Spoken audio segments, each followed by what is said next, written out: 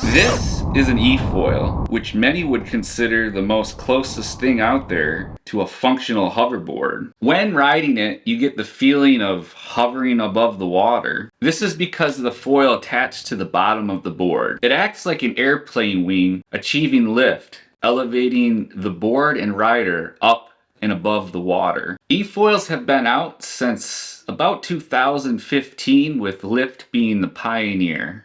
Ironically, the same year in which Back to the Future 2 took place. Great Scott! Since then, other Efoil companies have made their way onto the market, many boards being over $10,000, which is just out of reach for many people. But in 2020, a company called Waydoo came out with a budget-friendly Efoil called the Flyer One. This Efoil is about half the price of many of its competitors. Part of the reason why it's cheaper is because the board is made out of a DD foam, which is a cheaper material to make the board out of. Also, the mast is made out of aluminum instead of carbon fiber. In this video, I'll be reviewing the budget-friendly Waydoo Flyer One Plus. So let's check it out.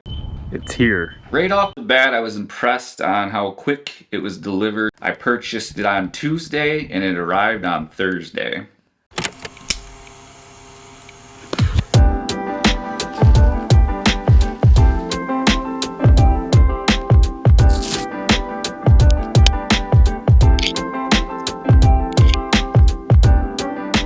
The carrying case contains the remote, hardware bag, power cable, the battery charger, the mast, let's see what's in this, wheel that you attach to the bottom of this, one of the wings, front wing. Case is made out of the same material as the board. Got some stickers and some paperwork you'll need to take to the DMV to register the board if you choose to. Setting up the board is quick and simple. A total of 6 screws are needed, 2 to secure the mast, 2 to secure the front wing, and another 2 to secure the back wing. Once the foil is set up, go ahead and flip the board upright to install the battery. Drops right in and secure the latches on the sides. So to turn it on, we got this little magnet that should be attached to the tether on your remote control, and you're gonna place it by the power button once really quick. You'll notice the blue lights will turn on, and then hold. It'll beep and there should be a little bit of a jingle. Now to link the remote to the board, you're gonna do the same process on the other side. Once quick, then hold. So now it's doing a little bit of a beep. We're gonna turn on the remote. I'm gonna hold the power button down. So the Bluetooth icon's blinking. It's still not connected yet. To connect it, we're gonna hold the power button and the minus button down at the same time.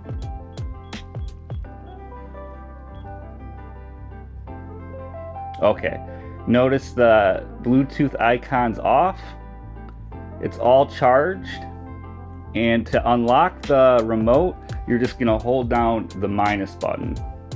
Unlocked. Now let's test if it's linked by holding the throttle. And to turn it off, you're gonna do the same process. Once really quick, the lights will blink, and then the second time hold. Now the board is turned off. Charging the battery takes around an hour and a half. When the battery is finished charging, the 3 lights turn solid green, and then the fan on the charger stops. All right, let's go test it out. I'm here at Belle Isle, Detroit to test out the Waydoo Efoil, so let's go have some fun. I love putting wetsuits on. For the record.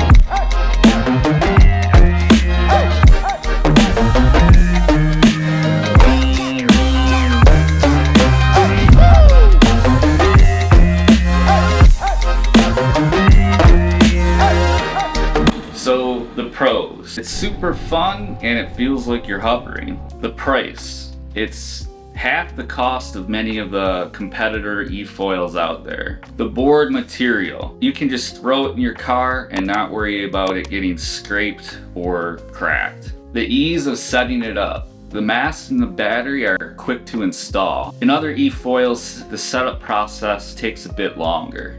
The wing and propeller selection: Waydoo offers a selection of different types of wings and propellers for more advanced riding and different riding environments. The cons: the website states that the battery lasts for around 120 minutes. However, I was averaging around 45 minutes for most of the rides I did. It is 222.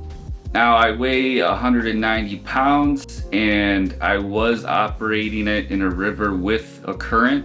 So I'm curious, if I were to use it in a more inland lake without any current, if I would get a little bit more time out of the battery. Limited board size: this isn't really a big con for me, but currently Waydoo offers only one board size of 65.8 inches. The company is still pretty new and maybe we'll see more board sizes in time. The carrying case: overall it does its job and it's a good case. There's this panel at the top of the case that pops off to fit the longer 33-inch mast, but it's held on by glue.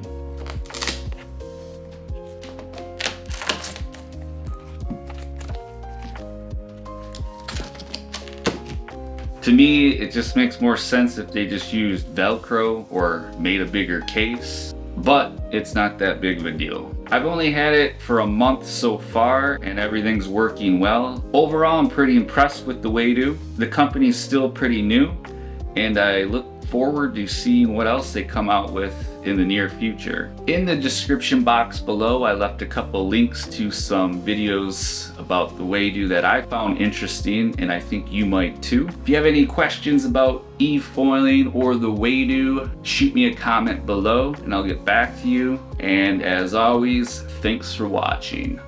Peace.